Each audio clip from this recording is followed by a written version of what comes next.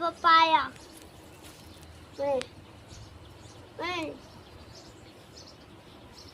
આપણે ઘરે કોઈ જનાવર ના અને અમારા કાકા અમારા દાદુ